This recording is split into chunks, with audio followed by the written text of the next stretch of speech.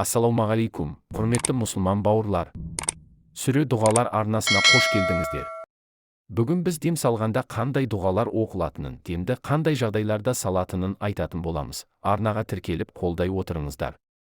Шариғатымызда көз тигенде, сиқыр жасалғанда, жын тигенде, қорыққанда, бір нәрседен шошынғанда, ауырғанда, ақыл есінен ауысқанда, басқа да себептермен дем салуға, үшкіруге рұқсат берілген. Сиқыр жасау, көз тию, жын тию ақиқат.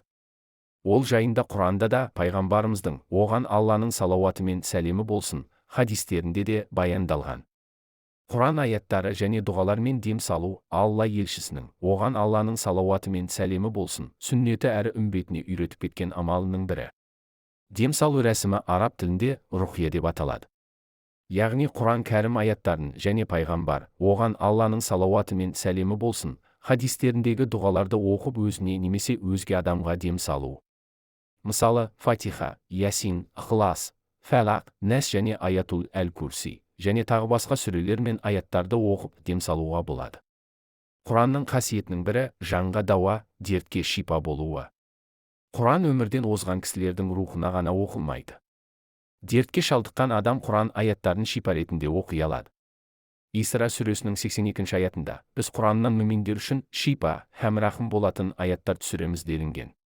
Бұл аяттан Құранның шипалы қасиеті айтылып тұрғанын көреміз.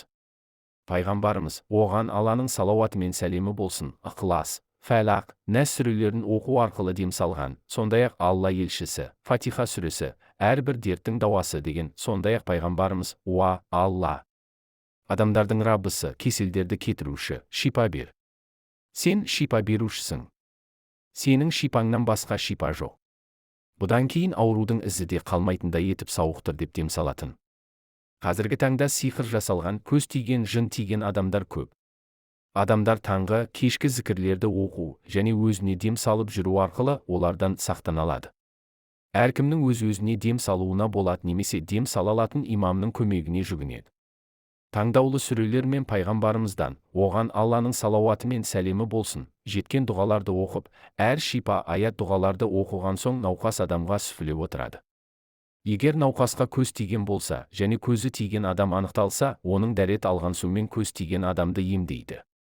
Хадисте, біреуіңнің көзің біреуіңе тисе, оны шомылдырыңдар делінген. Ал науқасқа сиқыр жасалғаны анықталса, сиқыр жайлы келген аяттарды қайталап, көбірек оқу керек. Жоғарыда аталған сүрелерді арнамыздан тыңдап үйренсеңіздер болады. Аман сау болыңыздар.